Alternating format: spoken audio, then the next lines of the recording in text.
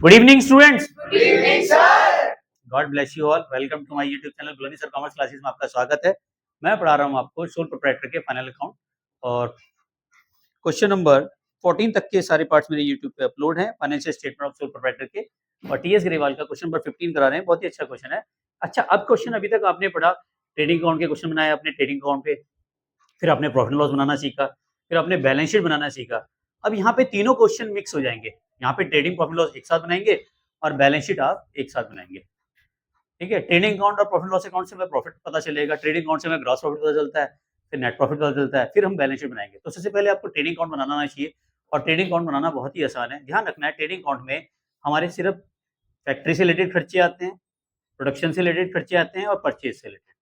बाकी जितने भी सेल से रिलेटेड खर्चे हैं या ऑफिस से रिलेटेड खर्चे हैं वो सब प्रॉफिट एंड लॉस अकाउंट में आएंगे। ठीक है, तो छाटना भी आना चाहिए। क्वेश्चन में अगर आपका ट्रायल बैलेंस बनाना है तो बहुत आसान हो जाता है, क्योंकि डेबिट साइड एक्सपेंसेस होती है या फिर एसेट्स होती है, क्रेडिट साइड या तो इनकम होगी या फिर लायबिलिटी साइड होगी। तो यहाँ देखें क्वेश्चन नंबर 15 देखें, यहाँ पे ट्रायल बैलेंस तो नहीं बनाया हुआ, लेकिन हमको क्वेश्चन दिया हुआ है कैपिटल अकाउंट बैलेंस शीट का पार्ट है, हमें ये पता करना होगा कि कौन सी आइटम कहाँ जाती है। तो कैपिटल अकाउंट कहाँ आता है, बैलेंस शीट, छोड़ दो से अभी। मशीनरी कहाँ जाएगा, बैलेंस शीट। सेल्स, अब यहाँ पे जब ट्रेडिंग अकाउंट बनाओगे तो आपको चार आइटम तो साथ साथ लिख लो। सबसे पहले लिखोगे ओपनिंग स्टॉक। सबसे पहले क्वेश्चन की शुरुआत ही यहां से करनी है, और यहां पे शुरुआत करनी है बाय सेल्स, और इसी के नीचे हम लिखेंगे टू परचेज, और यहां पे बाय क्लोजिंग स्टॉक। ये जो चार आइटम्स हैं इनका सीक्वेंस चेंज नहीं करेंगे, बाकी क्वेश्चन में सीक्वेंस ऊपर नीचे हो सकता है। ठीक है, तो सबसे पहले देखें ओपनिंग स्टॉक। स्टॉक 1 अप्रैल 2023 को है 1 लाख रुपए का, तो ओपनिंग स्टॉक कितना हो गया हमारा, 1 लाख। यहां तक समझ में आ गया। उसके बाद देखें परचेजेस दे रखी है 5 लाख की, और परचेज रिटर्न भी दे रखी होगी। परचेज कितने की है, 5 लाख, माइनस करेंगे परचेज रिटर्न, परचेज रिटर्न 5000, तो ये आ जाएगा 4,95,000। ऐसी सेल्स दे रखी होगी क्वेश्चन में 9,20,000 की, माइनस कर देंगे सेल्स रिटर्न कितना है 10,000, तो 9,10,000। और क्लोजिंग स्टॉक ध्यान रखें सबसे नीचे दिया होगा स्टॉक वैल्यू 2 लाख। अच्छा, कई बार क्वेश्चन में ना स्टॉक की वैल्यू भी दी होती है कि क्लोजिंग स्टॉक की मार्केट वैल्यू भी दी होगी, एक्चुअल वैल्यू भी दी होगी। ध्यान रखें जब भी क्वेश्चन में ऐसा केस दिया होगा तो एक्चुअल प्राइस और market price which ever is less लेते हैं। ठीक है, जो भी दोनों में से कम हो, एक्चुअल प्राइस कम है तो एक्चुअल प्राइस ले लो, या मार्केट प्राइस कम हो गया तो मार्केट प्राइस को ले लो। ठीक है, जो भी कम होगा वो लेना है आपको। तो यहाँ क्लोजिंग स्टॉक की कोई वैल्यू चेंज नहीं की, इन्होंने सिर्फ 2 लाख रुपए लिखा है, तो हम भी यहाँ पे 2 लाख रुपए एज अ चीज लिख लेंगे। अब यहाँ तक तो क्वेश्चन समझ में आ ही गया हमारे को। अब यहाँ इसके बाद नीचे ध्यान रखना है, हम अगर वेजेस दे रखी है क्वेश्चन में वेजेस या कैरीज दे रखा तो कैरीज, उसके बाद ऊपर नीचे कुछ भी करो, फैक्ट्री के expenses, power, fuel, lubricant, oils, ठीक है ना, फैक्ट्री से रेंट, फैक्ट्री से रिलेटेड जो भी खर्चे हैं वो सब यहाँ आ जाएंगे ट्रेडिंग अकाउंट में। तो आप देखें परचेज तक हो चुका है, सेल रिटर्न भी आ चुका है, ठीक है, स्टॉक ओपनिंग आ चुका है, ड्रॉइंग्स आएगा नहीं, वेजेस। अब क्वेश्चन में कई बार कंफ्यूजन करने के लिए क्या देते हैं, सैलरी और वेजेस दे देते हैं, या वेजेस एंड सैलरी। अगर क्वेश्चन में वेजेस एंड सैलरी दी है तो वो ट्रेडिंग का पार्ट है, और अगर सैलरी एंड वेजेस दी है तो प्रॉफिट एंड लॉस का पार्ट है। ठीक है, तब प्रॉफिट एंड लॉस के डेबिट साइड में आएगा। और यहाँ पे क्वेश्चन में केवल वेजेस दे रखी है तो वो सिर्फ ट्रेडिंग अकाउंट में आएगा। अगर क्वेश्चन में डायरेक्ट वेजेस दे रखी है वो भी ट्रेडिंग में, अगर इनडायरेक्ट वेजेस है तो प्रॉफिट एंड लॉस में। दोबारा समझाता हूँ, क्वेश्चन में खाली वेजेस है तो ट्रेडिंग में ही आएगा, लेकिन अगर उसके आगे इनडायरेक्ट वेजेस लिख दी तो वो प्रॉफिट एंड लॉस में पहुंच जाएगा। इनडायरेक्ट का मतलब है वो फैक्ट्री से कोई लेना देना नहीं है उसका। डायरेक्ट एक्सपेंसेस का मतलब होता है जिसका डायरेक्ट प्रोडक्शन से लेना देना है। क्लियर? तो एग्जामिनर ये चीजें घुमा देता है, बच्चे गलती कर जाते हैं, इनडायरेक्ट वेजेस को भी ट्रेडिंग अकाउंट में दिखाते हैं और आंसर मैच नहीं करता, बैलेंस शीट कहां से मैच करेंगे। तो वेजेस कितनी की दे रखी है हमारे को, 1 लाख।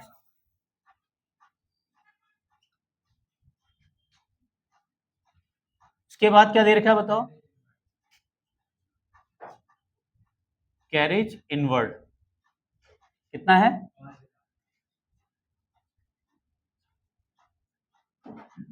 ठीक है।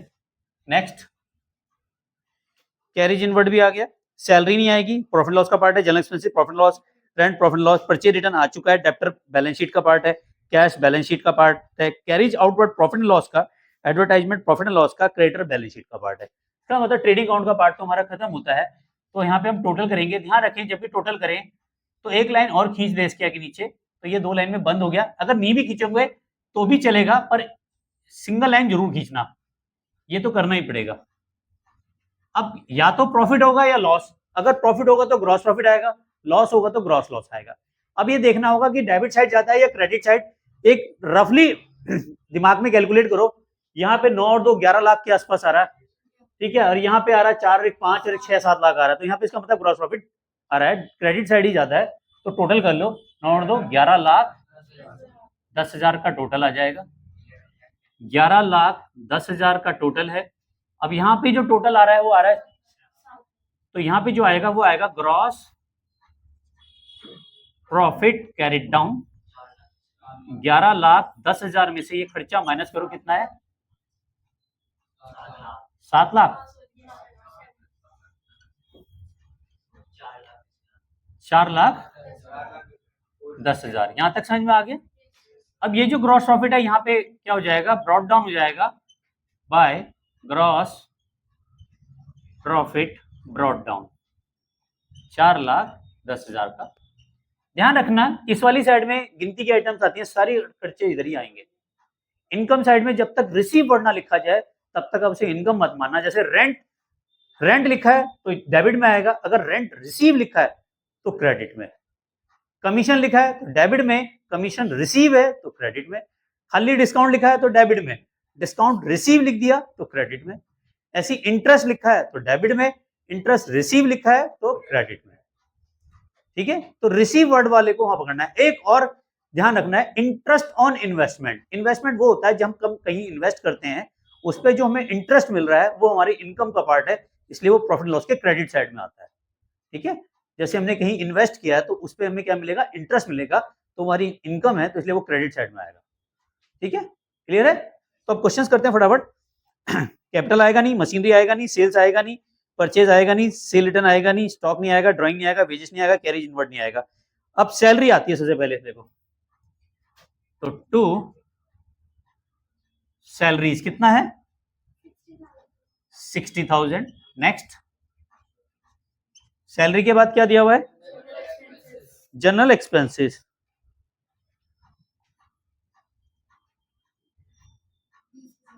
कितने का है 20,000। नेक्स्ट, रेंट कितना है 50,000। नेक्स्ट, परचेज रिटर्न तो माइनस हो चुकी है। नेक्स्ट, डेप्टर्स बैलेंस शीट में जाएगा। नेक्स्ट, कैश एसेट्स में जाएगा। नेक्स्ट, कैरीज आउटवर्ड आएगा।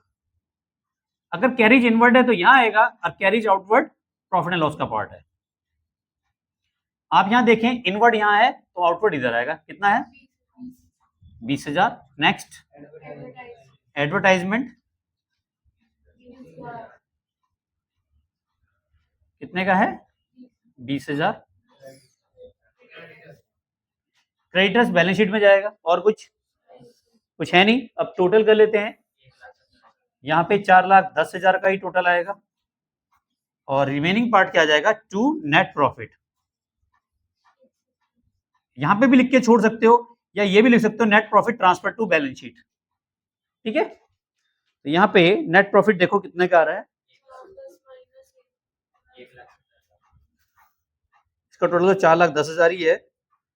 4,10,000 में से अब ये माइनस करते हैं, 60,000 प्लस 20,000 प्लस 50,000 प्लस 20,000 प्लस 20,000, 1,70,000 आ रहा है। तो 4,10,000 में से 1,70,000 माइनस कर देंगे, 2,40,000 हमारा प्रॉफिट आ रहा है। आई होप समझ में आ गया। ये कोई कंफ्यूजन है तो पूछ लो। क्लियर है शिवम, क्लियर है? चलिए, अब बैलेंस शीट में सबसे पहले मैंने आपको क्या बताया था, रूल क्या है, सबसे पहले क्या बनाओगे, लायबिलिटी साइड। सबसे पहले हम लायबिलिटी साइड में जाएंगे। सबसे पहले लायबिलिटी साइड में सबसे ऊपर क्या आता है, कैपिटल कितनी देर की है बताओ, 5 लाख। कैपिटल में नेट प्रॉफिट को क्या करेंगे? 5 लाख किसने बताई? बेटा गलत मत बताओ। 3,60,000 है और नेट प्रॉफिट कितना हो गया? बेटा नेट प्रॉफिट ये आया था 240। इसको यहाँ पे प्लस करेंगे,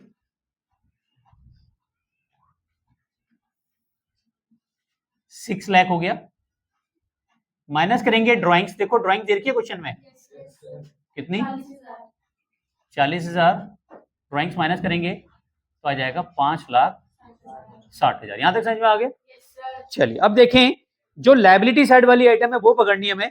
कैपिटल आ चुका है, मशीनरी एसेट्स में आती है, ये परचेज सेल सब जो हो चुका है, ड्राइंग्स कर चुके हैं, वेजेस भी हो चुका है, कैरेज भी हो चुका है। जो हो चुका है उसको नहीं लेंगे अब, ठीक है। सैलरी भी आ चुकी है, जनरल एक्सपेंस भी आ चुका है, रेंट भी आ चुका है, परचेज रिटर्न भी आ चुका है, डेप्टर भी आ गया, कैश बैलेंस शीट के एसेट्स में, डेप्टर भी एसेट्स में आएगा, कैरेज भी नहीं आएगा, सिर्फ क्रेडिटर्स बचा है 50,000 का। अब आप देखो, मैंने आपको क्या बोला था कि आप लायबिलिटी साइड को पहले पकड़ोगे तो आपको देखा कि लायबिलिटी साइड में सिर्फ 2 ही आइटम है, और जैसे ही इसको जोड़ेंगे तो हमारी बैलेंस शीट का आंसर मैच कर जाएगा 6 लाख। इसीलिए मैंने आपको बताया था अपना दिमाग ज्यादा मत लगाना कि एसेट साइड को पकड़ना शुरू कर दो। पहले क्या करोगे, रूल क्या है, लायबिलिटी साइड को पूरा करेंगे। तो लायबिलिटी साइड में देखा आपने कि कुछ भी आइटम नहीं है। अब जो बची हुई आइटम है वो कहाँ जाएंगी? एसेट्स में। कैपिटल आ चुका है, मशीनरी सबसे ऊपर क्या है? मशीनरी। अब जो चीज बच गई है वो सब यहां लिखा दो। मशीनरी के नीचे क्या दे रखा है? ये आएगा नहीं, नेक्स्ट। ये भी नहीं आएगा, नेक्स्ट। सेल रिटर्न भी नहीं, नेक्स्ट। ये भी नहीं आएगा, ड्राइंग्स भी नहीं आएगा, पेजेस भी नहीं आएगा, कैरेज भी नहीं आएगा, सैलरी भी नहीं आएगा, जनरल एक्सपेंस भी नहीं आएगा, रेंट भी नहीं आएगा, परचेज नहीं आएगा। अब डेप्टर बचा है। डेप्टर बताओ कितने का है? 3 लाख। नेक्स्ट बताओ, कैश कितना है? नेक्स्ट, कैरेज आउटवर्ड तो आ चुका है प्रॉफिट लॉस में, ठीक है। कैरेज आउटवर्ड नहीं आएगा, एडवर्टाइजमेंट नहीं आएगा, क्रेडिटर्स नहीं आएगा। अब क्लोजिंग स्टॉक बचा 2 लाख का।